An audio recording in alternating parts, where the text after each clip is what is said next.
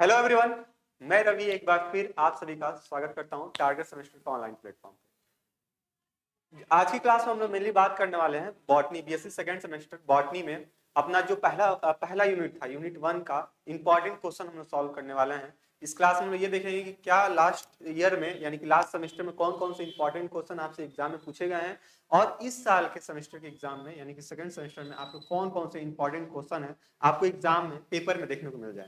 ठीक है, तो आज की क्लास मोस्ट इंपॉर्टेंट होने वाली है क्योंकि आज की क्लास में हम लोग मेनली यूनिट नंबर 1 बॉटनी का यूनिट नंबर 1 में हम लोग इंपॉर्टेंट क्वेश्चन को डिस्कस करने वाले हैं। जैसे कि आपको ऑलरेडी पता है कि हम लोग यूनिट नंबर 1 का थ्योरी क्लासेस कंप्लीट कर चुका है, यानी कि एंजियोस्पर्म वाला जो पोर्शन था वो पूरे पोर्शन को हम लोग थ्योरी फॉर्म में कंप्लीट कर चुके हैं। ठीक है, अपने बैच वाले में। और अब हम क्या कर रहे हैं, उसका हर यूनिट वाइज हम लोग एमसीक्यू पेपर सॉल्व करने वाले हैं, इंपॉर्टेंट क्वेश्चन देखने वाले हैं, इंपॉर्टेंट टॉपिक देखने वाले हैं कि कौन कौन से एग्जाम में बार बार क्वेश्चन सर्कुलेट होते हैं और किस टॉपिक से अधिकतर क्वेश्चन पूछे जाते हैं। इन तमाम सारे बातों को आज की क्लास में हम लोग डिस्कस करने वाले हैं। तो सबसे पहले आप अपने क्लास में पेन पेपर ले लीजिए और यहाँ पे आप आई थिंक कि आप लोग सारा चीज रिवाइज कर लिए होंगे। ठीक है, सारे जो भी नोट्स हैं आप रिवाइज कर लिए होंगे। तो अपना एक कॉपी रफ निकालिए और फिर जैसे हम लोग यहाँ पे क्वेश्चन सॉल्व करते चलेंगे तो आप अपने कॉपी में उसको मार्क लगाते चलिएगा। ठीक है, कि मेरे इतने क्वेश्चन करेक्ट हो गए हैं और जो क्वेश्चन आपको नहीं आ रहे होंगे वो क्वेश्चन इस यहाँ से अपने कॉपी में उसको नोट कर लीजिएगा। ठीक है, और एंड लास्ट आपको पीडीएफ तो मिलेगी, लेकिन वो हम अभी आगे हम लोग डिस्कस कर लेंगे।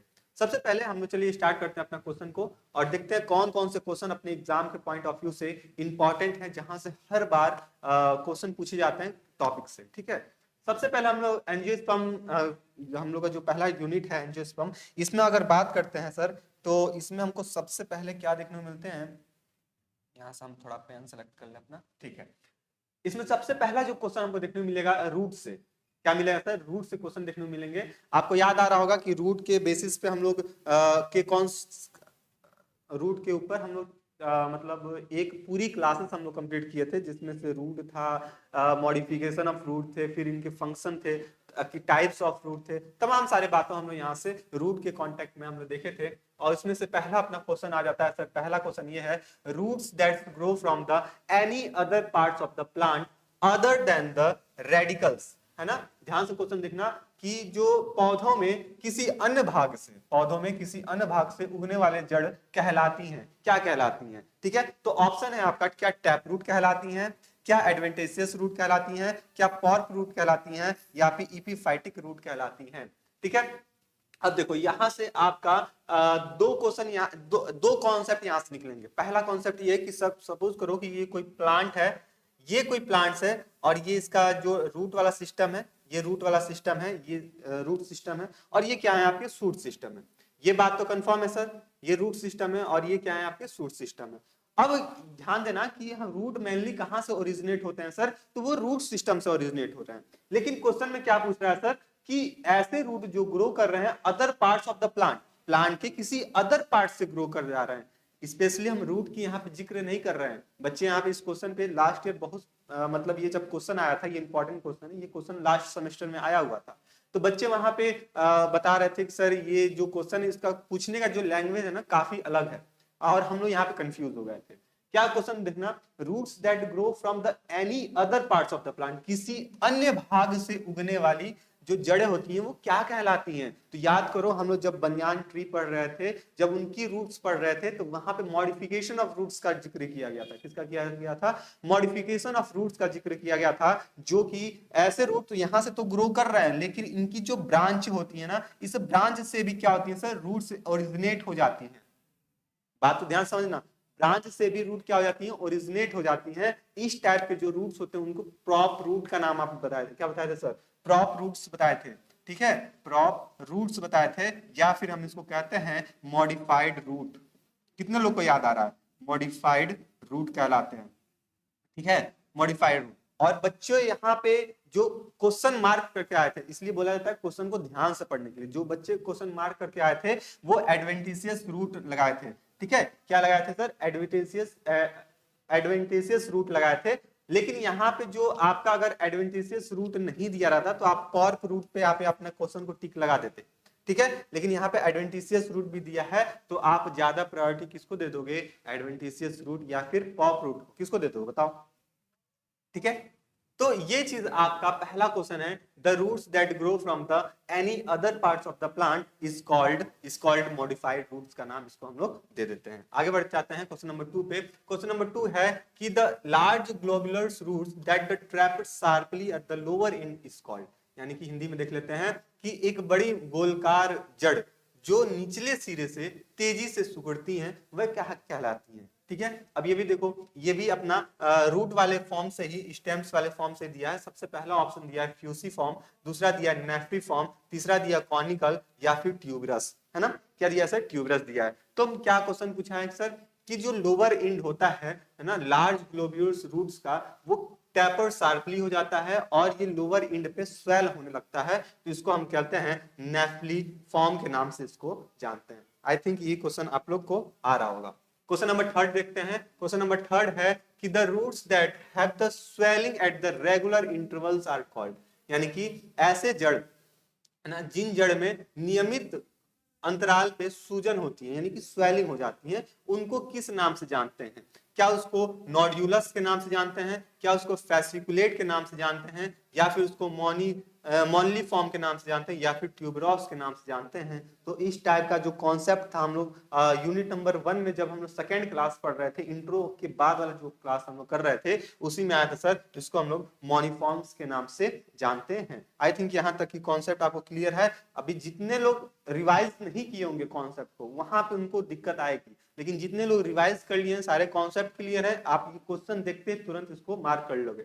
अच्छा ये देखिए, अपने ये जो सारथी बैच है, जितने लोग अभी सारथी बैच से नहीं जुड़े हैं, सबसे पहले अपने सारथी बैच से जुड़ जाइए। इसके लिए आप प्ले स्टोर पे जाइए, टारगेट गुरुकुल ऐप को डाउनलोड कीजिए और वहां पे अपना जो भी बेसिक डिटेल्स उसको फिल करने के बाद अपना सेमेस्टर एग्जाम पे आइए बीएससी सेकेंड सेमेस्टर में, और वहां पे आपको ये आइकन मिल जाएगा, ये आपको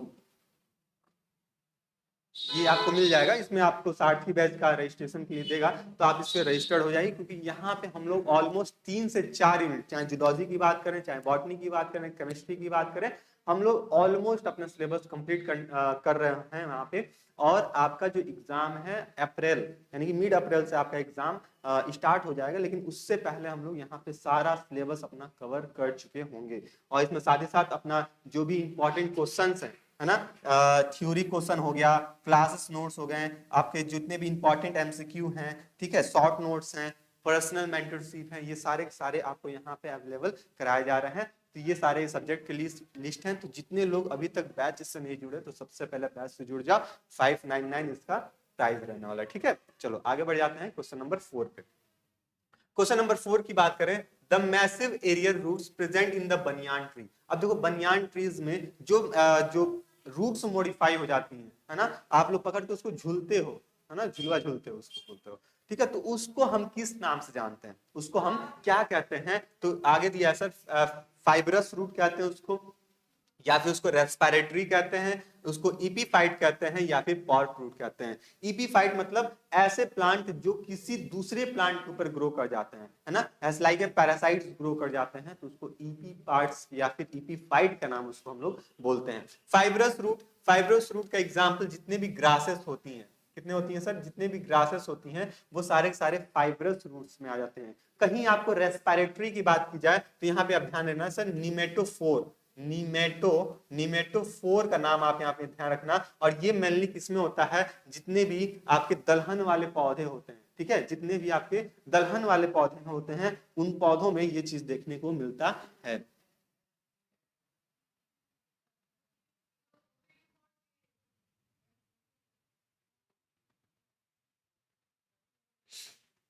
ठीक है, तो ये आपके जितने भी दलहन वाले पौधे होते हैं उसमें आपको निमेटोफोर्स देखने को मिल जाते हैं। तो यहाँ पे हमको क्या क्वेश्चन दे रहा है सर, मैसिव एरियल रूट्स की बात कर रहे हैं, ऐसे रूट जो हवा में क्या हो रहे हैं सर, लहरते हुए हवा में है, एरियल फॉर्म में है, तो उनको किस किस प्लांट में है, किस पौधे में है, किस पेड़ में है, तो बनियान ट्रीज में है, तो इनको हम नाम दे देते हैं सर पॉप रूट का नाम इसको हम दे देते हैं। तो जितने लोग ऑप्शन नंबर डी बता रहे हो उन सभी का ऑप्शन क्या हो जाएगा, करेक्ट हो जाएगा।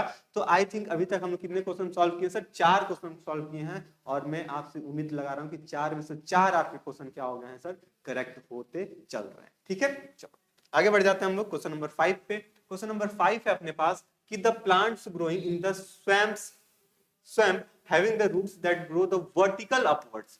ठीक है, क्वेश्चन को ध्यान से पढ़िएगा। यहाँ पे दिया the plants growing in the swamps having the roots that grow the vertical upwards like the conical speak. Conical skip के जैसे उसका अरेंजमेंट है, उसका शेप है। And having the alternate pores such roots are called. इसके इस तरह के जो रूट्स होते हैं उनको क्या ना कहते हैं, यहाँ देखो, दलदल में उगने वाले पौधे की जड़ें, ठीक है, ऊर्ध्वाधर रूप से ऊपर की ओर बढ़ती हैं, अपवर्ड ये ग्रो कर रही हैं। जैसे संकरा है ना, ये आपका जो कॉनिकल स्पाइक्स है, इसमें छिद्र होती हैं, ऐसे जड़ों को क्या कहलाती हैं। जैसे अभी हम यहाँ पे क्वेश्चन देखे थे कि क्या हो रहा है सर, यहाँ पे जो रेस्पिरेटरी वाला हो रहा है ना, निमेटोफोर्स वाला हो रहा है, तो उसी से रिलेटेड ये क्वेश्चन है। यहाँ पे देखो ऑप्शन में आपको निमेटोफोर्स देखने को मिल रहा है, माइकोराइजा देखने को मिल रहा है, कॉनिकल्स देखने को मिलता है और एसिमेट्री मिलता है। अब बच्चे यहाँ पे क्या करते हैं, क्वेश्चन पढ़ते हैं और देखते हैं सर यहाँ पे कॉनिकल लिखा हुआ है ना, छोटा सा टर्म निकाले सर, कॉनिकल लिखा हुआ, ऑप्शन में कॉनिकल दिखा, मार दिए, नहीं, गलत है। क्वेश्चन को ध्यान से पढ़िए, समझिए क्या कहना चाह रहा है। ठीक है, तो ऐसा क्वेश्चन इसमें ये कह रहा है कि ऐसे पौधे हैं जो कि दलदल वाले रीजन में ग्रो कर रहे हैं। कहाँ पे रीजन को ग्रो कर रहे हैं, दलदल वाले रीजन पे ग्रो कर रहे हैं। और उनकी जो कॉनिकल्स हैं वो अपवर्ड निकल के, मतलब दलदल से बाहर निकल के अब वो क्या हो रही, अपवर्डली ग्रो कर रही हैं। तो वो किसके लिए रिस्पॉन्सिबिलिटी रखेगा, तो वो रेस्पिरेशन के लिए रिस्पॉन्सिबिलिटी रखेगा। किसके लिए रखेगा, रेस्पिरेशन के लिए रिस्पॉन्सिबिलिटी रखेगा, क्योंकि जमीन के अंदर तो उसको हवा उतना मिलने नहीं रहा, तो ये बाहर निकलता है और बाहर निकल के क्या करता है, इन्वायरमेंट से एयर को, कार्बन डाइऑक्साइड को अपने अंदर एब्जॉर्ब करने की कोशिश करता है। तो इस टाइप का जो कैरेक्टर होता है उसको हम क्या बोलते हैं, निमेटोफोर्स का नाम देते हैं। किसका नाम देते हैं सर, निमेटोफोर्स का नाम यहाँ पे देखते हैं। तो आई थिंक ये क्वेश्चन भी आपको क्लियर हो गया होगा। और क्वेश्चन नंबर 5 का सभी लोग ऑप्शन नंबर ए यहाँ पे टिक कर रहे होंगे। ठीक है, चलो आगे बढ़ जाते हैं क्वेश्चन नंबर 6 पे। क्वेश्चन नंबर 6 दिया है the roots in of the parasite plant cuscuta are. अब जो कस्कटा प्लांट्स होते हैं इनके जो लीव रूट्स होते हैं, है ना, परजीवी पौधे में कस्कटा की जड़ें होती हैं, इनकी जो रूट्स होती हैं वो कैसे होती हैं, क्या ये क्लिम्पिंग फॉर्म की होती हैं, क्या ये पॉप और स्टील के फॉर्म में होती हैं, क्या ये माइक्रोराइजल के फॉर्म में होती हैं, या फिर हस्टोरियल के फॉर्म में होती हैं। तो ये चीज आपको यहाँ से क्वेश्चन देखने को मिल रहा है। क्वेश्चन नंबर 6 किसका बात कर रहे हैं सर, क्वेश्चन नंबर 6 की बात कर रहे हैं। तो यहाँ पे हमको क्या देखने को मिल जाएगा, तो आप बता रहे हो सर क्या, the roots of the parasite plant. ठीक है, कस्कटा जो प्लांट है इनके जो रूट्स होते हैं वो कैसे देखने को मिलेंगे, यहाँ पे हमको हस्टोरियल फॉर्म में देखने को मिलेंगे। कैसे मिलेंगे सर, हस्टोरियल फॉर्म में देखने को मिलेंगे। तो आई थिंक सभी लोग डी यहाँ पे करेक्ट ऑप्शन आप लोग लगा रहे होंगे। सर क्या होगा सर, डी यहाँ पे आपका करेक्ट ऑप्शन हो जाएगा, हस्टोरियल। ठीक है, तो यहाँ पे आप डी यहाँ पे अपना करेक्ट हो गया। आगे चलते हैं क्वेश्चन नंबर 7 पे। क्वेश्चन नंबर 7 दिया है a short vertical underground stem. क्या बात कर रहा है sir, A short vertical underground stem that contains the food reserve. Most important, जो क्या कंटेंट करके रख रहा है सर, फूड रिजर्व को कंटेंट करके रख रहा है, इसको हम किस नाम से जानेंगे, है ना। क्या दे रहा है सर, एक शॉर्ट वर्टिकल्स आपके अंडरग्राउंड स्टेम है जिसमें क्या हो रहा है सर, फूड को स्टोर करके रखा जा रहा है, उसको हम किस नाम से जानेंगे। तो क्या उसको राइजोम कहते हैं, क्या उसको बल्ब के नाम से जानते हैं, क्या उसको कॉर्म कहते हैं, या फिर ट्यूबर कहते हैं, है ना। तो इसको हम क्या बोलते हैं सर, इसको हम राइजोम का नाम यहाँ पे दे देते हैं। किसका नाम दे देते हैं सर,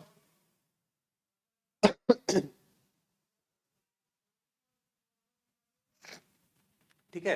तो यहाँ पे क्या बोल रहा है sir, short vertical underground stem की बात करते हैं। तो ये आपका यहाँ पे अपना ऑप्शन करेक्ट कर दो। आगे चलते हैं सर क्वेश्चन नंबर 8 पे। क्वेश्चन नंबर 8 है कि the ginger is the example of. अदरक जो होता है वो किसका एग्जांपल होता है, तो अदरक का याद करो, हम लोग जब अपना थ्योरी क्लासेस पढ़ रहे थे तो वहां पे ये भी चीज देखे थे सर, अदरक बहुत सारे एग्जांपल हम लोग पढ़ रहे थे कि ट्यूब जो पोटैटो है वो किसका एग्जांपल होता है, फिर आपकी जो कैबेज होते हैं वो किसके एग्जाम्पल होते हैं, है ना। उसी में आया था आपका अदरक भी आया था। तो अदरक की बात करते हैं तो ये राइजोम का बेस्ट एग्जाम्पल होता है, क्योंकि इसमें क्या होता है सर, स्टोर्ड फूड मटेरियल होता है, रिजर्व फूड मटेरियल होता है। इसमें क्या होता है सर, ये एक तरह का स्टेम है, अंडरग्राउंड स्टेम कर लीजिए, यहाँ पे ऐसे कर लीजिए, अंडर ग्राउंड स्टेम है। और इसमें क्या होता है सर, फूड को रिजर्व करके इसमें रखा जाता है। ठीक है, रिजर्व फूड, यहाँ कर लीजिए ब्रैकेट में स्टोर, ठीक है। तो स्टोर फॉर्म में यहाँ पे जो फूड पार्टिकल्स होते हैं उनको यहाँ पे स्टोर करके रखा जाता है। तो ये चीज आप यहाँ पे ध्यान दीजिएगा, राइजोम आपका यहाँ पे क्या हो जाएगा, करेक्ट ऑप्शन हो जाएगा। आगे बात करते हैं क्वेश्चन नंबर 9 की। A long green stems with the long internodes growing the horizontal on the soil is called, है ना, सरफेस इज कॉल्ड। क्या पूछ रहा है सर, एक लंबी सी स्टेम है, ग्रीन कलर की स्टेम है, और ये क्या, इनकी जो इंटरनोड्स हो रही हैं वो हॉरिजॉन्टली सॉइल के क्या हो रही हैं सर, ग्रो कर रही हैं। इनको इन जो सरफेस, सॉइल के सरफेस पे ग्रो कर जा रही हैं, इस स्ट्रक्चर को हम क्या नाम देंगे? तो ऑप्शन है सर, क्या इसको क्रीपर कहते हैं, क्या इसको सकर्स कहते हैं, क्या इसको स्टॉलन कहते हैं, या फिर ऑफसेट कहते हैं। तो यानी कि यहाँ पे देखो हिंदी में देख लीजिए, मिट्टी की सतह पर क्षैतिज रूप से बढ़ने वाले लंबे इंटरनोड्स वाले हरे तने को क्या कहा जाता है? तो आप इस टाइप का जब भी क्वेश्चन आएगा, और यहाँ पे इंपॉर्टेंट लगा लीजिए, ये क्वेश्चन आपके इंपॉर्टेंट है, ये इस टाइप के क्वेश्चन आपके हर बार एग्जाम में पूछे जाते हैं। तो इस टाइप के जब भी क्वेश्चन आए तो आप यहाँ पे देखिएगा क्रीपर्स, है ना, क्या लगाओगे सर, क्रीपर्स पे सही टिक लगाओगे, यानी कि ऑप्शन नंबर ए यहाँ पे क्या हो जाएगा आपका, करेक्ट हो जाएगा। क्रीपर्स यहाँ पे अपना करेक्ट ऑप्शन होंगे, ठीक है। आगे बात कर लेते हैं क्वेश्चन नंबर 10 की, ठीक है। A short green flattened branch resembling a leaf arising from the axis of the reduce scales of the leaf is called, यानी कि एक छोटी हरी चपटी शाखा जो छोटे पैमाने के पत्ते के अक्ष से निकलने वाली पत्ती के समान होती हैं, वे क्या कहलाती हैं? क्या इसको फाइलो क्लेडी कहते हैं, क्या इसको फाइलोड कहते हैं, फाइलोक्लेडी, फाइलोड कहते हैं, क्या इसको क्लेडोड कहते हैं, या फिर इसको आप बता दो कि स्टिप्यूल्स कहते हैं? तो इसका करेक्ट ऑप्शन क्या हो जाएगा, देखते हैं कितने लोग इसका करेक्ट ऑप्शन बता सकते हो, ठीक है। तो यहाँ पे जितने लोग आप बता रहे हो सर, इसका करेक्ट ऑप्शन क्लेडोड हो जाता है। क्या हो जाएगा सर, क्लेडोड हो जाएगा। उन सभी का ऑप्शन बी यहाँ पे करेक्ट हो जाएगा। अच्छा, ये हिंदी वाला जो है ना, ऊपर नीचे लिख दिया गया है, ये वाला इस पे है, ये वाला इसका है। तो यहाँ पे आप हिंदी को थोड़ा सा देख लीजिएगा, क्लेडोड यहाँ पे अपना क्या हो जाएगा, करेक्ट ऑप्शन हो जाएगा, यानी कि ऑप्शन नंबर बी यहाँ पे अपना करेक्ट हो जाएगा क्वेश्चन नंबर 10 का। यानी कि अभी तक हम लोग क्वेश्चन नंबर 10 क्वेश्चन सॉल्व कर लिए हैं, और आपसे ये उम्मीद लगा के रख रहे हैं सर कि आपका 7+8+ क्वेश्चन करेक्ट हो रहे होंगे, ठीक है। अब जिनका क्वेश्चन गलत हो रहा हो, कोई दिक्कत वाली बात नहीं है, जैसी क्लास खत्म हो रही है अपने जो भी नोट्स हैं उनको एक बार रिवाइज कीजिएगा, और फिर इसको क्वेश्चन को सॉल्व करने की कोशिश कीजिएगा। क्वेश्चन नंबर 11 पे देख लेते हैं कि when many equal strong veins like the midribs arises from the petioles. अब देखो ये लीव्स के क्वेश्चन आ गए आपके, किसके क्वेश्चन आ गए सर, लीफ के क्वेश्चन आ गए आपके एंजियोस्पर्म में, लीफ के क्वेश्चन यहाँ से देखने को मिल रहे हैं। क्या देखने को मिल रहा है sir, towards the margin of the leaves forming a network the leaf is said to be, है ना। देखो हिंदी में देख लेते हैं, जब कई समान रूप से मजबूत सिराएं, जैसे मध्यसिरा, पत्ती के किनारे से नेटवर्क बनने वाली पत्तों के किनारे की ओर उठती हैं, तो पत्ते क्या कहलाते? ऑप्शन देखिए, रेटिकुलेट पिनिएटेड बात कर रहा है, रेटिकुलेट पल्मेट कह रहा है, पैलर पैनिएट कह रहा है, या फिर पैलर आपके रेटिकुलेट के नाम इसको देते हो। क्या यहाँ पे लगा सकते हो करेक्ट ऑप्शन अपना? तो यहाँ से आप जब भी बात करें सर, इसको हम क्या कहेंगे कि ऐसे लीफ हैं जिसमें हमको क्या देख रहे हैं, मिल रहा है सर, मिड रिब जो हो रहा है पेट्यूल्स के पैरेलली नेटवर्क लाइक स्ट्रक्चर का फॉर्मेशन कर रहा है, इसको हम रेटिकुलेट पिन्नेट का नाम देते हैं। क्या बोलते हैं इसको, रेटिकुलेट पिन्नेट का नाम देते हैं। तो ऑप्शन नंबर ए जितने लोग बता रहे हैं, ठीक है, उन सभी का ऑप्शन क्या हो जाएगा यहाँ पे, करेक्ट हो जाएगा, रेटिकुलेट पिन्नेट का नाम दे देते हैं। आगे चल देते हैं हम लोग क्वेश्चन नंबर 12 पे। क्वेश्चन नंबर 12 है अपने पास, इन ए पीचर प्लांट, किसकी बात कर रहे हैं सर, पीचर प्लांट की बात कर रहे हैं। The pitchers are modified into, याद करो ये भी मॉडिफिकेशन, जितना मॉडिफिकेशन है, चाहे वो रूट्स की बात करें, चाहे वो लीव्स की बात करें, या फिर स्टेम की बात करें, सारे मॉडिफिकेशन आपके सामने डिस्कस किया गया था, और वहां से हम ये मार्क लगाए थे कि ये सारे क्वेश्चन आपके एग्जाम में पूछे जाते हैं। और देखिए यहाँ से क्वेश्चन पूछा है, एक तो हम लोग रूट का देख लिए मॉडिफिकेशन, अब दूसरा हम पीचर प्लांट्स की मॉडिफिकेशन की बात कर रहे हैं। तो ये जो पीचर प्लांट्स में जो होता है वो किसका मॉडिफिकेशन होता है? क्या ये फ्रूट का मॉडिफिकेशन होता है, क्या ये ब्रांच का मॉडिफिकेशन होता है, पेट्यूल्स का, या फिर लीव्स का? तो जब भी आपको पीचर्स प्लांट्स के बारे में मॉडिफिकेशन आए तो आप तुरंत याद रख लीजिएगा सर, ये इसमें लीफ का मॉडिफिकेशन होता है। किसका होता है सर, लीफ का मॉडिफिकेशन देखने को मिलता है पीचर्स प्लांट में, यानी कि ऑप्शन नंबर डी यहाँ पे अपना क्या हो जाएगा, करेक्ट हो जाएगा। अच्छा, आप लोग बता सकते हो sir, study of arrangement of leaf क्या कहलाता है? देखते हैं कितने लोग को याद है। Arrangement of leaf. हो सकता है आगे क्वेश्चन भी आए, लेकिन अभी आप यहाँ पे देखते हैं कितने लोग बता सकते हो। Arrangement of leaf on suit, ऐसे कर लो, ऑन सूट। इसको किस नाम से हम जानते हैं, तो देखते हैं कितने लोग आप लोग इसका करेक्ट ऑप्शन बताते हो। तब तक इसका क्वेश्चन अभी आगे आने वाला है, ठीक है। चलो आगे देखते हैं। क्वेश्चन नंबर 13 की बात कर लें। The sharp spines in the Cuscuta are modified. देखो अब ये पीचर प्लांट का तो हुआ मॉडिफिकेशन, अब कसकटा प्लांट्स में भी मॉडिफिकेशन देखने को मिल गया। तो इसमें हमको क्या मॉडिफिकेशन देखने को मिलता है, जो इसकी जो लीव्स होती हैं, है ना, वो जो लीव्स होती हैं वो स्पाइन्स में कन्वर्ट हो जाती हैं। जो लीव्स होती हैं वो किस में कन्वर्ट हो जाती हैं सर, वो स्पाइन्स में कन्वर्ट हो जाती हैं, कांटों में कन्वर्ट हो जाती हैं, जिससे क्या हो जाए, ट्रांसपायरेशन कम हो। क्या हो जाए सर, ट्रांसपायरेशन यहाँ से कम हो, यानी कि वाटर लॉस यहाँ से क्या हो जाएगा सर, कम हो जाएगा। ये किस में कन्वर्ट हो जाते हैं, स्पाइन्स में कन्वर्ट हो जाते हैं। और कौन कन्वर्ट होते हैं स्पाइन्स में, लीफ में, लीफ जो होते हैं वो स्पाइन्स में कन्वर्ट हो जाते हैं। और इसका करने का मेन मोटो या फिर कह लो मेन रीजन ये होता है कि यहाँ पे अवॉइड, है ना, avoid the loss of water, the loss of water, है ना। हमको क्या करना है सर, प्लांट से ज्यादा वाटर को लॉस नहीं कराना है, ट्रांसपायरेशन नहीं कराना है। इसलिए यहाँ की जो पत्तियां होती हैं वो स्पाइन्स में कन्वर्ट हो जाती हैं, ठीक है। तो ये चीज आप यहाँ पे देखना है, ध्यान देना है। तो यहाँ पे कसकटा प्लांट की बात कर रहे हैं, तो यहाँ पे जो शार्प स्पाइन्स होती हैं, शार्प स्पाइन्स होती हैं, वो किसका मॉडिफिकेशन है सर, वो किसका मॉडिफिकेशन है, लीफ का मॉडिफिकेशन है। किसका मॉडिफिकेशन है सर, वो लीफ का मॉडिफिकेशन है। तो ये चीज आप यहाँ पे ध्यान रखिएगा। तो इसके वजह से अपना जो करेक्ट ऑप्शन हो जाएगा, लीव्स यहाँ पे अपना करेक्ट ऑप्शन हो जाएगा, पत्ते यहाँ पे करेक्ट ऑप्शन अपने इस क्वेश्चन के हो जाएंगे। चलिए आगे बढ़ जाते हैं, क्वेश्चन नंबर 14 पे आते हैं। क्वेश्चन नंबर 14 है दिया है the tendrils of the P plant. देखो अब ये पी प्लांट है, उसकी अब यहाँ पे मॉडिफिकेशन की बात कर रहे हैं। पी प्लांट को का साइंटिफिक नेम क्या होता है सर, पाइसम सटाइवम होता है। क्या होता है सर, पाइसम सटाइवम होता है। ये तो आपको ऑलरेडी पता था। अब इनकी जो लीफ होती है ना, इनकी इसमें देखो टेंड्रिल्स जो होती हैं, इसकी जो टेंड्रिल्स होती हैं वो किसका मॉडिफिकेशन होता है, मॉडिफिकेशन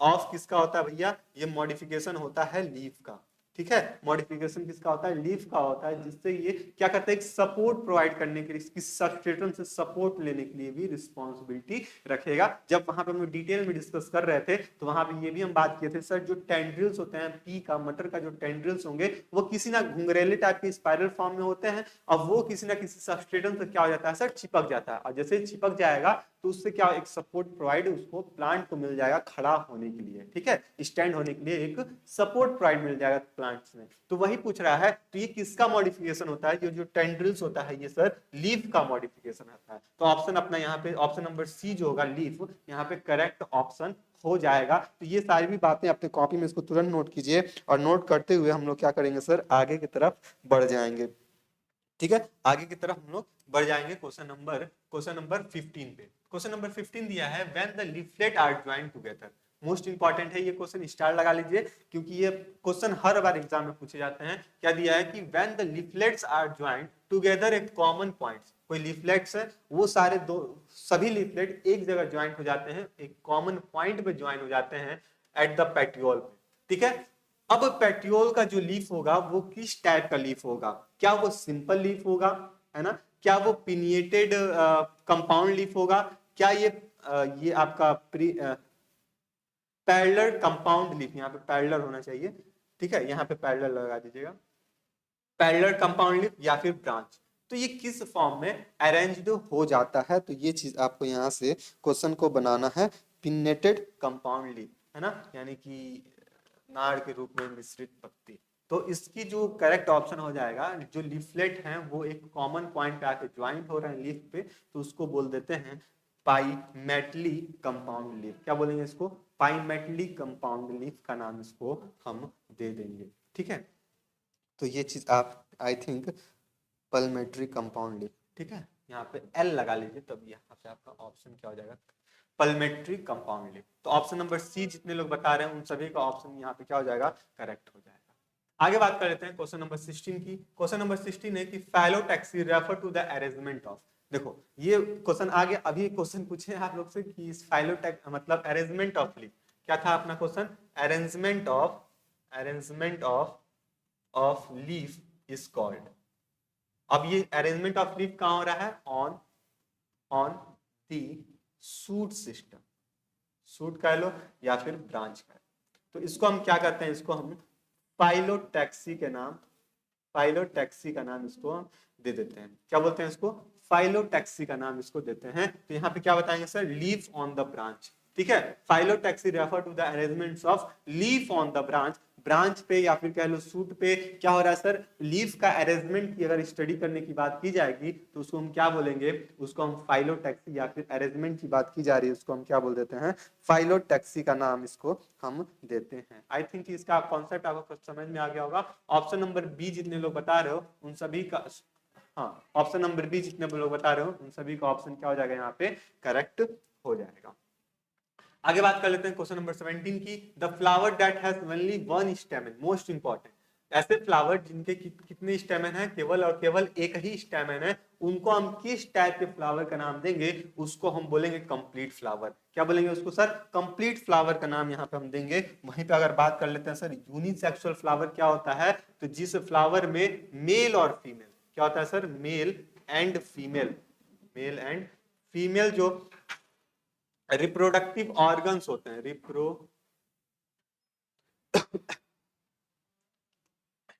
रिप्रोडक्टिव ऑर्गन्स जो होते हैं वो सेम फ्लावर पे होते हैं, ऑन दी सेम फ्लावर। तो उसको हम क्या बोलते हैं? यूनिसेक्सुअल करते हैं। बाइसेक्सुअल की बात करते हैं तो यहाँ पे both are present on the different flower, अलग अलग फ्लावर पे ये उपस्थित होगा तो उसको हम क्या बोलेंगे? हम लोग बाइसेक्सुअल फ्लावर का नाम इसको देते हैं। ठीक है, तो यानी कि यहाँ पे अपना जो करेक्ट ऑप्शन हो जाएगा कंप्लीट फ्लावर। यहाँ पे अपना ऑप्शन नंबर सी जितने लोग बता रहे हैं उन सभी का ऑप्शन नंबर सी यहाँ पे क्या हो जाने वाला है सर? करेक्ट हो जाने वाला है। The flower has only one stem. ठीक है, चलो आगे बढ़ जाते हैं सर। क्वेश्चन नंबर 18 पे आ जाता है। The flower which have the superior ovary is called. ऐसे फ्लावर जिनकी क्या हो जाए सर? सुपीरियर ओवरी हो जाए, है ना। ये सुपीरियर ओवरी हमको देखने को मिल जाती है तो उसको हम क्या नाम से बोलते हैं? उसको हम क्या बोलते हैं? तो आप लोग बता सकते हो सर? उसको हम लोग हाइपोगैमस के नाम से इसको जानते हैं। क्या बोलते हैं उसको? हाइपोगैमस के नाम से जानते हैं। ये सपोज कीजिए कोई सा फ्लावर है और इनकी क्या होंगी? जो ओवरी है वो ओवरी कैसी है? ओवरी जो है वो सुपीरियर, ओवरी जो है वो सुपीरियर है। तो इनको हम किस नाम से जानेंगे? इसको हम लोग हाइपोगैमस का नाम देते हैं। किसका नाम देते हैं सर? हाइपोगैमस का नाम देते हैं। ऑप्शन नंबर ए जितने लोग बता रहे हैं उन सभी का ऑप्शन यहाँ पे क्या हो जाएगा सर? करेक्ट हो जाएगा, हाइपोगैमस। ठीक है, चलो तब तक दूसरा क्वेश्चन देखिए आप लोग। दूसरा को देखिए, क्वेश्चन नंबर 19। क्वेश्चन नंबर 19 दिया है इन इन्फ्लोरेसेंस। किसकी बात कर रहे हैं सर? इन्फ्लोरेसेंस की बात कर रहे हैं, यानी कि अरेंजमेंट्स ऑफ फ्लावर्स की बात कर रहे हैं। The main axis elongate the beard of flower in the पेड्यूलोस एक्सिस इज कॉल्ड, है ना। अब हम किसकी बात कर रहे हैं सर? इन्फ्लोरेसेंस की बात कर रहे हैं। किसकी बात कर रहे हैं सर? इन्फ्लोरेसेंस की बात कर रहे हैं। और इसमें जो फ्लावर्स होंगे, ठीक है, उसको किस नाम से जानेंगे? तो ये चीज की आप बात कर रहे हैं तो इसको हम बोलते हैं रेसिमी के नाम से। क्या बोलते हैं इसको? रेसिमी का नाम हम लोग यहाँ पे दे रहे होते हैं, यानी कि ऑप्शन नंबर ए यहाँ पे अपना क्या हो जाएगा? करेक्ट हो जाएगा। क्वेश्चन नंबर 20 देख लेते हैं। क्वेश्चन नंबर 20 दिया है on maturity the ovules forms a. Maturation के दौरान एक जो बीजांड होता है वो क्या बनता है? क्या वो सीड बनता है? ठीक है, आपको बहुत बार बताया था, इसको ध्यान देना। क्या ये सीड बनाते हैं, फ्रूट्स बनाते हैं, एम्ब्रियो बनाते हैं या फिर एंडोस्पर्म बनाते हैं? तो जब भी ओव्यूल्स होंगे, ओव्यूल होते हैं और एक होता है ओवरी। ठीक है, एक होता है ओव्यूल्स, एक होता है ओवरी। ठीक है, जब भी ओव्यूल्स जो होंगे वो मैच्योर हो रहे हैं तो ये मैच्योर होकर क्या बनाते हैं? सीड का फॉर्मेशन करते हैं। ध्यान देना, सीड का फॉर्मेशन करते हैं। वहीं पे ओवरी की बात करें तो ये किसका फॉर्मेशन करेंगे सर? फ्रूट्स का फॉर्मेशन करेंगे। ठीक है, अब ये बनेगा कब? ये जब मैच्योर होगा तब, है ना। यहाँ पे लिख लीजिए सर मैच्योर। ये जब मैच्योर होगा तो ओव्यूल जो होंगे वो सीड बना लेंगे और जो ओवरी होंगे वो क्या बना लेंगे सर? फ्रूट्स का फॉर्मेशन कर लेंगे। तो यहाँ पे हम किसकी बात की गई है सर? ओव्यूल की बात की गई है, यानी कि सीड की। क्वेश्चन को जब भी मार्क कीजिएगा आंसर में तो वहां पे ध्यान से पढ़िए कि ओवरी लिखा हुआ है कि ओव्यूल्स लिखा हुआ है। बच्चे को आता हुआ क्वेश्चन गलत फिर से आ जाता है, ठीक है। अब बाद में जब हम लोग जब आंसर शीट चेक कराते हैं तो वहां पे अरे यार सर यहाँ पे तो हम ओव्यूल लिखा हुआ था, ओवरी हमको लगा ओवरी है, फ्रूट्स पे लगा के आ गए। देखो यहाँ पे फ्रूट्स भी लिखा हुआ है, सीड भी लिखा हुआ है, फ्रूट्स भी लिखा हुआ है। ओवरी और ओव्यूल्स को ध्यान दीजिएगा कि कौन से यहाँ पे अपना क्वेश्चन पूछा जा रहा है, ठीक है। अच्छा एम्ब्रियो सैक की बात करते हैं तो एम्ब्रियो सैक में आप ध्यान देना, इसमें क्या होता है सर? 7 सेल होते हैं, 7 सेल 8 न्यूक्लियाई, 8 न्यूक्लियाई। आपको याद है 7 सेल 8 न्यूक्लियाई कैसे याद दिलाए थे आपको? ये आपको एम्ब्रियो सैक है, यहाँ पे 1 2 3 1 2 3, अब यहाँ पे 1 2 3 और यहाँ पे बीच में 2।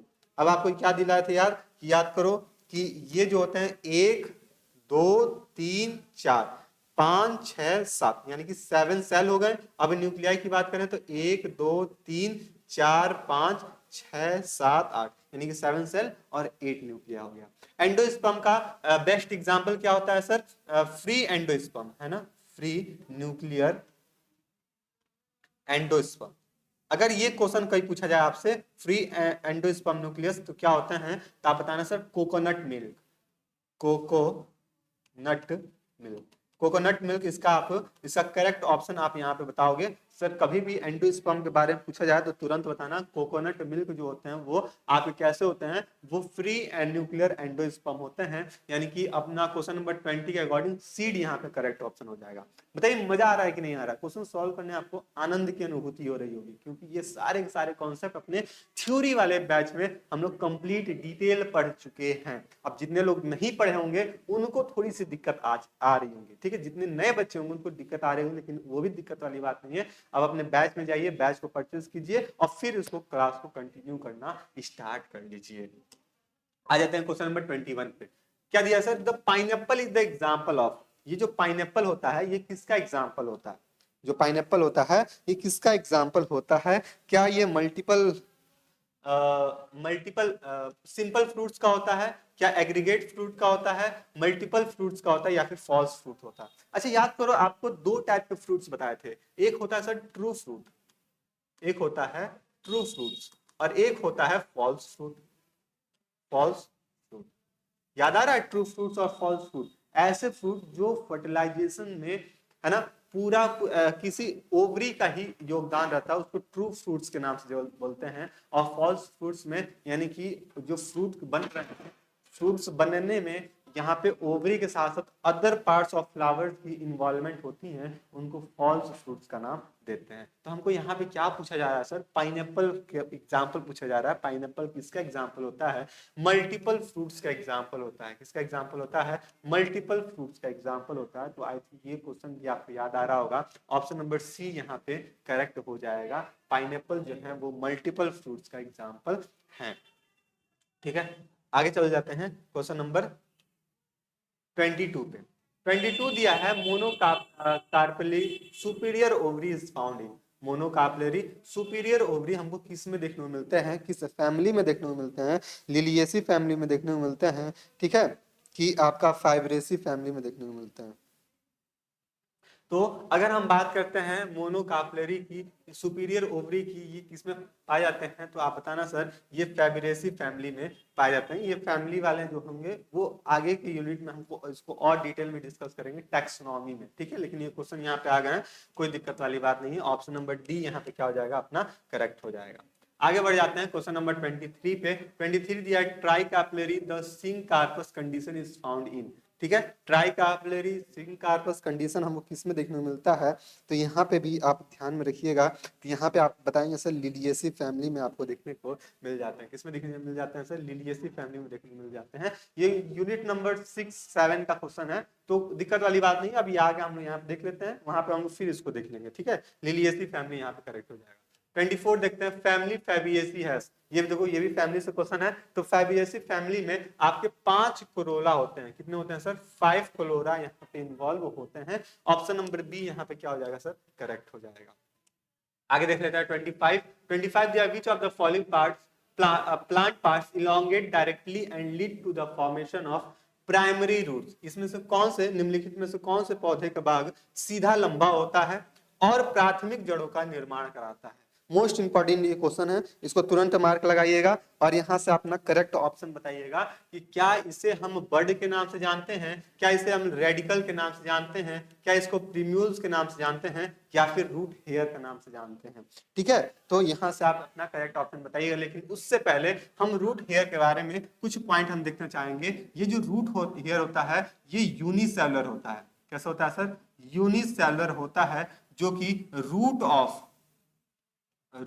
जो मैचुरेशन वाला एरिया होता है और इलोंगेशन वाला एरिया होता है, वहां पे इसका अराइजमेंट देखने को मिलता है। इनकी बात करते हैं तो ये इनका जो फंक्शन होता है, किसका फंक्शन सर? रूट हेयर का जो फंक्शन होता है ये किसमें इन्वॉल्व होता है? Absorption of water and minerals.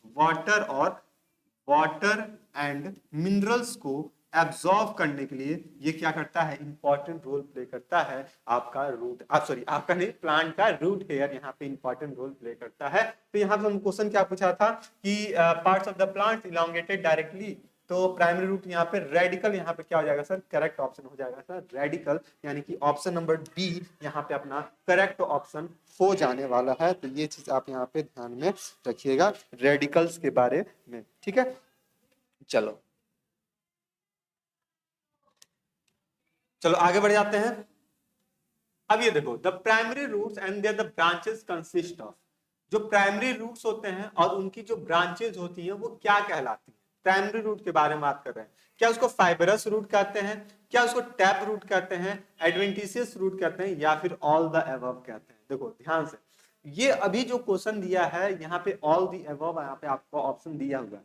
ठीक है, आपका 97% 98% जो क्वेश्चन होता है उसमें ऑल द अबव वाले क्वेश्चन सही होते हैं। लेकिन कुछ ऐसे भी क्वेश्चन होते हैं एग्जामिनर थोड़ा सोचता है, लॉजिक लगा देता है, चलो बच्चों को गलत कराना ही है, वो पहले ही मान लेता है गलत कराना है, तो वो गलत क्वेश्चन दे देता है ऑल द अबव डाल के। ठीक है, तो आप यहाँ पे कंफ्यूज मत होइएगा। द प्राइमरी रूट्स के बारे में पूछा जाए और उनकी ब्रांचेस के बारे में पूछा जाए तो इसमें किसमें देखने को मिलता है सर? फाइबरस रूट में देखने को मिलता है, टैप रूट में देखने को मिलता है, एडवेंटिशियस रूट में देखने को मिलता है। ऐसे देखा जाए तो ऑल द अबव लगा सकते हो, लेकिन इसका एक्यूरेट आंसर बताया जाए तो एडवेंटिशियस रूट यहाँ पे अपना मोस्ट ऑथेंटिक आंसर हो जाएगा। तो ये चीज आप यहाँ पे ध्यान में रखिएगा। Adventitious root sorry adventitious root तो यहाँ पे हो रहा था। आप यहाँ पे ध्यान दीजिएगा टैप रूट के बारे में, क्योंकि टैप रूट में हमको क्या देखने को मिलता है सर? ब्रांचिंग देखने को मिलता है। ध्यान देना सर, टैप रूट में हमको ब्रांचिंग देखने को मिलती है, फाइबरस में हमको ब्रांचिंग देखने को नहीं मिलती है। वो क्या होता है, किसी रेयर प्लांट्स में हमको क्या देखने को मिलती है सर? ब्रांचिंग देखने को मिल जाएंगे, लेकिन ये सब क्या होंगे सर? इलोंगेट फॉर्म में ही होंगी। तो यहाँ पे जो मोस्ट एक्सेप्टेबल आंसर हो जाएगा वो अपना टैप रूट यहाँ पे इन्वॉल्व हो जाएगा। कौन हो जाएगा सर? टैप रूट यहाँ पे इन्वॉल्व हो जाएगा। तो ये चीज आप यहाँ पे ध्यान में रखिएगा। ठीक है, आगे बढ़ जाते हैं हम लोग क्वेश्चन नंबर 27 पे। Question number 27, the fibrous root system is found in. जो फाइबरस रूट सिस्टम होता है वो किसमें देखने को मिलता है? तो याद करो, आपको बताया था सर जो मोनोकॉट होता है, मोनोकॉट के जितने प्लांट होते हैं और डाइकॉट के जितने प्लांट होते हैं।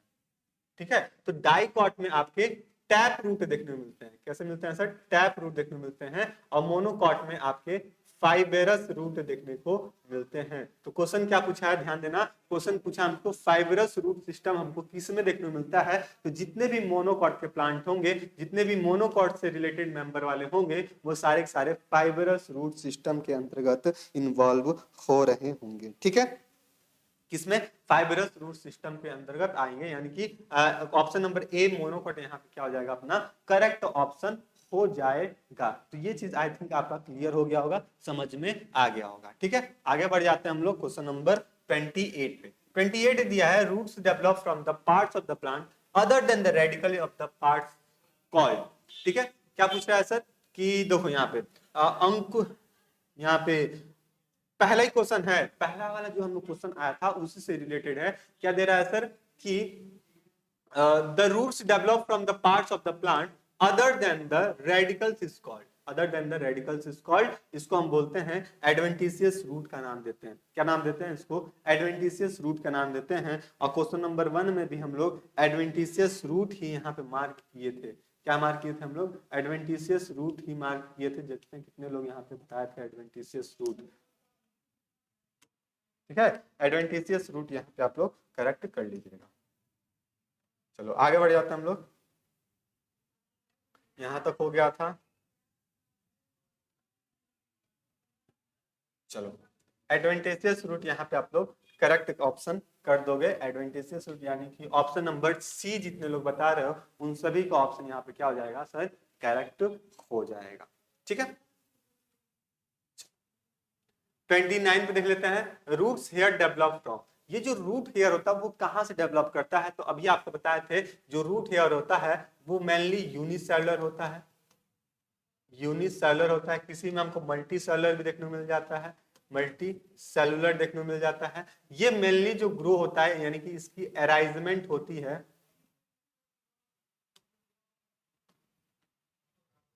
अराइजमेंट जो होती है, ठीक है, वो कहां से होती है? ये रूट ऑफ मैचुरेशन से होती है। कहां से होती है सर? रूट ऑफ मैचुरेशन वाला जो हिस्सा होता है वहां से रूट हेयर क्या होता है सर? डेवलप होता है। और इनका जो काम होता है ये वाटर और मिनरल्स को, है ना, वाटर और मिनरल्स को एब्जॉर्ब करने का काम करता है। कहां से? From the soil, from the soil.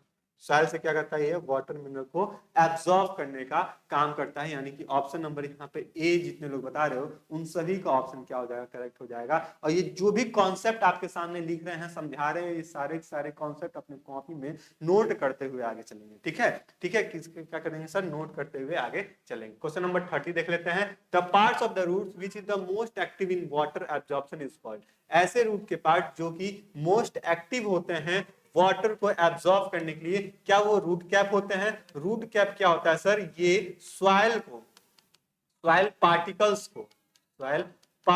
को पेनिट्रेट करने का काम करता है, पेनिट्रेट करने का काम करता है। ठीक है, मैचुरेशन जोन की क्या काम होती है? मेरिस्टेमेटिक जोन की क्या काम होती है? तो मेरिस्टेमेटिक जोन होती है, ये क्या करती हैं? सेल डिवाइड करने, यहाँ की जो सेल होती हैं वो क्या करती है सर? डिवाइड करने का काम करती हैं, है ना। यहाँ की जो सेल होती है डिवाइड या फिर ग्रो करने का काम करती हैं। ठीक है, जोन ऑफ इलोंगेशन, इलोंगेट होने का काम करेंगी, है ना, इलोंगेट होने का काम करेंगे। यानी कि जो मैचुरेशन जोन होता है यहीं पे क्या होता है सर? रूट हेयर उपस्थित होता है। क्या उपस्थित होता है? रूट हेयर यहीं पे उपस्थित होता है, जिसके वजह से ये क्या करता है? यहाँ पे रूट हेयर है, यानी कि ये काम क्या करेगा? इसका काम यहाँ पे नोट कर लीजिएगा, ये वाटर को एब्जॉर्ब करने का काम करेगा, वाटर एंड मिनरल्स को एब्जॉर्ब करने का काम करेगा। तो ये चीज आप यहाँ पे ध्यान में रखिएगा। ठीक है, तो क्यों एब्जॉर्ब कर रहा है? क्योंकि यहाँ पे क्या उपस्थित है? यहाँ पे रूट हेयर है। क्या है? यहाँ पे रूट हेयर है। इसके वजह से क्या कर रहा है? ये मैचुरेशन जोन जो होते हैं ये वाटर को और मिनरल को एब्जॉर्ब करने का काम कर रहे होते हैं। 31 पे देख लेते हैं कि fibrous root develop in the maize form. अब जो मेज है, मक्का है, उनमें जो फाइबरस रूट होते हैं वो कहां से डेवलप होते हैं? ये चीज आप आपको यहाँ बताना है। क्या ये अपर नोड से होते हैं, लोअर नोड से होते हैं, अपर इंटरनोड से होते हैं, या फिर नन ऑफ दिस से होते हैं? तो यहाँ बताना सर ये लोअर नोड से होते हैं। कहां से होते हैं? लोअर नोड से यहाँ की इनकी अरेंजमेंट देखने को मिलती है। ठीक है, आगे चल जाते हैं क्वेश्चन नंबर 32 पे। द पॉप रूट्स, है ना, prop roots of the banyan tree are the mean for. अब जितने भी प्रॉप रूट्स होते हैं ये किसके लिए रिस्पॉन्सिबिलिटी रखेंगे? सर ये रेस्पिरेशन के लिए रखता है, ठीक बात है। Absorption of water and minerals from the soil के लिए, providing the support to the big trees, या फिर ऑल ऑफ दिस। यहाँ पे जो द मोस्ट ऑथेंटिक आंसर होगा वो प्रोवाइडिंग द सपोर्ट के लिए होगा। किसके लिए होता है सर? सपोर्ट प्रोवाइड करने का यहाँ पे इंपॉर्टेंट रोल प्ले होता है। 32 का ऑप्शन नंबर बी जो होगा यहाँ पे अपना करेक्ट हो जाएगा, सॉरी सी जो होगा वो अपना यहाँ पे करेक्ट हो जाएगा। ठीक है, चलो आगे बढ़ जाते हैं यहाँ पे अपना 33 पे। 33 दिया, स्टील रूट्स अकर इन। जो स्टील रूट्स होते हैं वो कहाँ अकर होते हैं? क्या वो शुगर ग्राउंड में होते हैं, राइस में होते हैं, शुगर कैन में होते हैं या फिर व्हीट में होते हैं? तो स्टील रूट्स जो होते हैं, या आप बता लो सर शुगर कैन बता लो, मेज बता लो, यहाँ पे आपका क्या होता है स्टील रूट सिस्टम आपको देखने को मिलते हैं। अगर यहाँ पे मेज भी दिया रहता, यहाँ पे आपका मेज भी ऑप्शन दिया रहता तो आप इसको करेक्ट कर लेते, मेज और शुगर कैन में आपका स्टील रूट सिस्टम पाए जाते हैं, यहाँ पे गन्ना आपका करेक्ट ऑप्शन हो जाएगा। आगे बात करते हैं सर 34 की, the pneumatophores are the found in. जो न्यूमेटोफोर्स होते हैं वो कहाँ पाए जाते हैं? तो न्यूमेटोफोर्स ये एक तरह का vegetation which is the found the marshy and the saline soil, या फिर vegetation which is the found in the saline soil, है ना, जीरोफिटिक कंडीशन या फिर हाइड्रोफिटिक कंडीशन। हाइड्रोफिटिक में क्या हो जाता है सर, वाटर वाला बात की जाएगी, जीरोफिटिक में डेजर्ट वाली बात की जाएंगी, है ना, डेजर्ट की बात की जाएगी। लेकिन यहाँ पे देखो न्यूमेटोफोर जो होंगे वो मेनली कहाँ पाए जाते हैं? जितने भी मार्सी एरिया होते हैं, कहाँ होते हैं सर? जितने भी मार्सी एरिया होते हैं, ठीक है, मार्सी एरिया जो होते हैं या फिर कह लो मार्सी सॉइल होते हैं, वहां पे ये ग्रो करता है, ठीक है। इसके अकॉर्डिंग हम बात कर लेंगे, ऑप्शन नंबर ए जो होगा अपना यहाँ पे करेक्ट हो जाएगा कि vegetation which in the found the marshy and the saline area, marshy and the saline जो लेक होते हैं वहां पे ये पाए जाते हैं। तो ऑप्शन नंबर ए जो होगा इसका करेक्ट हो जाएगा। 35 की बात कर लेते हैं, which of the following plants grow in the swampy area where the roots come out the grounds and grow verticals upward, ठीक है। इसमें से कौन से ऐसे प्लांट हैं जिसमें से जो पौधा दलदली क्षेत्रों में उगते हैं, जहां जड़ें जमीन से निकलती हैं और लंबवत रूप से ऊपर की ओर बढ़ती हैं? तो क्या वो पोटैटो में होता है, क्या ये क्यूब ओपिंसिया में होता है, राइजोफोरा में होता है या फिर ग्रासेस में होते हैं? तो ये आई थिंक आपका ये क्वेश्चन क्या हो जाएगा इसका करेक्ट, आपका यहाँ पे राइजोफोरा, जो राइजोफोरा है यहाँ पे आपका करेक्ट ऑप्शन हो जाएगा, ऑप्शन नंबर सी। बताइए यहाँ तक कितने लोग सही सही बता रहे हो? ऑप्शन नंबर सी राइजोफोरा, यहाँ पे जितने लोग बता रहे हो उन सभी का ऑप्शन यहाँ पे क्या हो जाएगा सर, करेक्ट हो जाएगा। अब देखो 36 most important, roots differ from the stems in having. जो रूट्स होता है वो स्टेम से कैसे डिफरेंशिएट हो जाता है? क्या यहाँ पे नोड्स एंड इंटरनोड होता है, क्या यहाँ पे एक्सिलरी बर्ड होते हैं, क्या यहाँ पे मल्टीसेलुलर हेयर होते हैं या फिर यूनिसेलुलर हेयर होते हैं? अच्छा, स्टेम में ना, स्टेम में बात करते हैं, स्टेम में भी हेयर्स पाए जाते हैं, लेकिन ये जो हेयर्स होते हैं वो मल्टी सेलुलर होते हैं। कैसे होते हैं भैया? मल्टी सेलुलर होते हैं।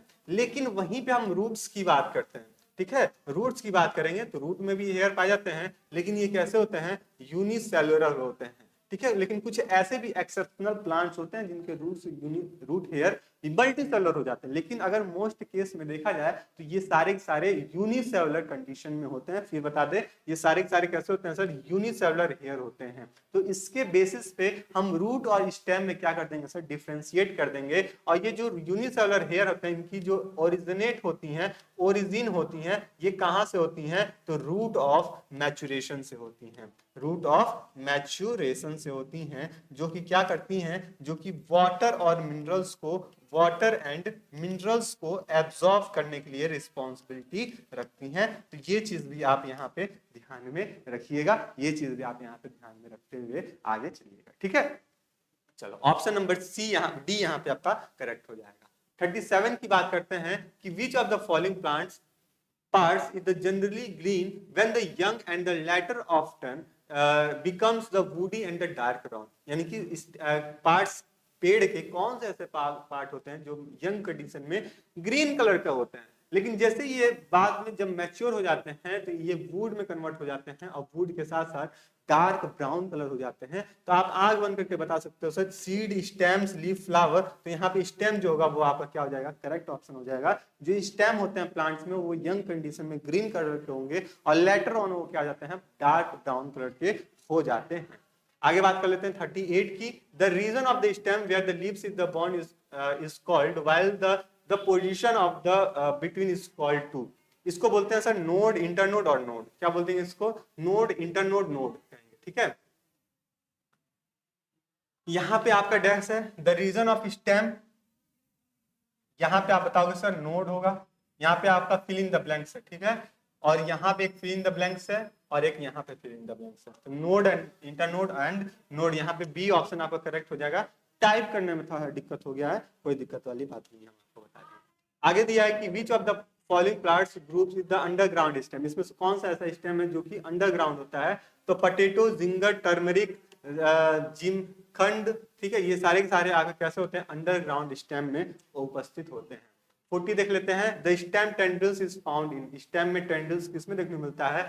हमको कुकुम्बर में भी देखने को मिलता है, कद्दू में भी देखने को मिलता है, ग्रेपिन्स में देखने को मिलता है, यानी कि ऑल द अबव यहाँ पे क्या हो जाएगा? अपना करेक्ट ऑप्शन हो जाएगा। ठीक है, ऑल द अबव यहाँ पे करेक्ट ऑप्शन हो जाएगा। 41 देख लेते हैं कि which of the modified stem used to protect the plants from the browsing animals, इसमें से कौन सा ऐसे प्लांट है जो कि ब्रोसिंग एनिमल्स को से प्रोटेक्ट करने का काम करते हैं? तो टेंडल्स यहाँ पे नहीं होगा, राइजोम नहीं, ट्यूब्यूल्स नहीं, आपका जो थॉर्न्स होते हैं ये क्या करते हैं? प्लांट्स जो भी आपके ग्रेजिंग एनिमल्स होते हैं उस पर ये प्रोटेक्ट करने का इंपॉर्टेंट रोल प्ले करते हैं, यानी कि ऑप्शन नंबर बी यहाँ पे क्या हो जाएगा? आपका करेक्ट हो जाएगा। आगे चल जाते हैं 42 पे।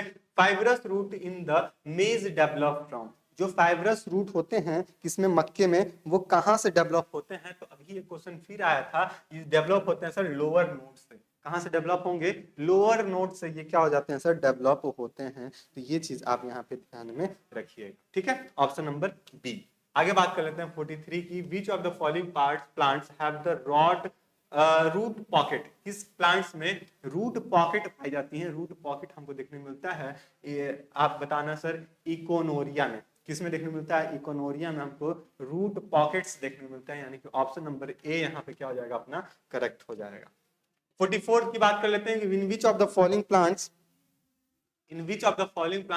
दे have the all roots, plants have the all roots, इसके पास सभी टाइप के रूट्स पाए जाते हैं। तो इसको पोडोस्टोम के नाम से जानते हैं। क्या बोलते हैं इसको?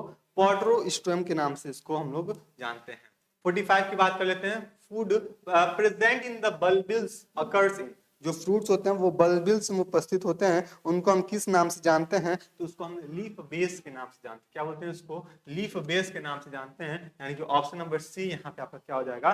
करेक्ट हो जाएगा। ठीक है, 46 पे आ जाते हैं। 46 है from which part of the root hair develop. देखो ये क्वेश्चन बार बार पूछ रहे हैं, यानी कि ये इंपॉर्टेंट है, यहाँ पे इंपॉर्टेंट लगा लीजिए कि ऐसे रूट हेयर कहाँ से डेवलप करते हैं? तो रीजन ऑफ मैच्योरेशन से डेवलप करते हैं। कहाँ से होते हैं सर? रीजन ऑफ मैच्योरेशन से होते हैं। ये सारे क्वेश्चन रिपीटेड है इसलिए थोड़ा तेज चल रहे हैं। इपीफाइटिक रूट्स आर फाउंड इन, जो इपीफाइटिक रूट्स होते हैं वो किस में पाए जाते हैं? तो आप बताना, जो इपीफाइटिक रूट्स होते हैं वो ऑर्चिड के प्लांट में पाए जाते हैं। कहाँ पाए जाते हैं सर? ऑर्चिड के प्लांट में पाए जाते हैं, यानी कि ऑप्शन नंबर बी यहाँ पे क्या हो जाएगा?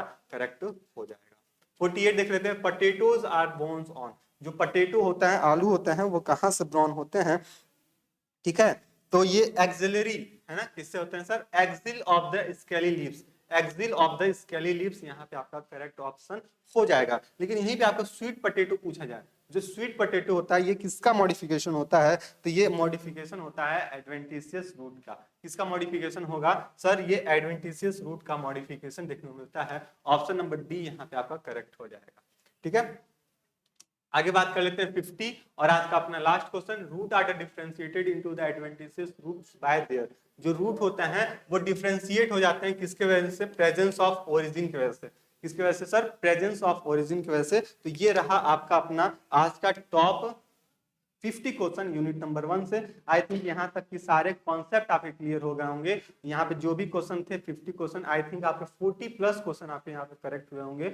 और जितने लोग बैच से नहीं जुड़े, सबसे पहले बैच से जुड़ जाइए, क्योंकि यहाँ पे हम 3 से 4 यूनिट हर सब्जेक्ट में कंप्लीट कर चुके हैं और एग्जाम आते थे तक हम सारा यूनिट को हम लोग सारे सब्जेक्ट में कवर कर लिए होंगे। ठीक है, डिस्क्रिप्शन बॉक्स में आपका ग्रुप लिंक दिया हुआ है व्हाट्सएप का, सारथी फॉर बीएससी सेकंड सेमेस्टर के नाम से। उस ग्रुप से आप लोग जुड़ जाएं, क्योंकि सारे इंपॉर्टेंट अपडेट्स, एग्जाम कब होने हैं, कब लाइव क्लासेस होने हैं, ये सारा अपडेट्स आपको ग्रुप में प्रॉपर तरीके से प्रोवाइड होता रहता है। ठीक है, तो आई थिंक यहाँ तक का कॉन्सेप्ट आपको क्लियर हो गया होगा। मिलते हैं नेक्स्ट क्लास में नए यूनिट के साथ, तब तक के लिए स्टे रहिए, मस्त रहिए, अपनी तैयारी को मजबूत करते रहिए। धन्यवाद।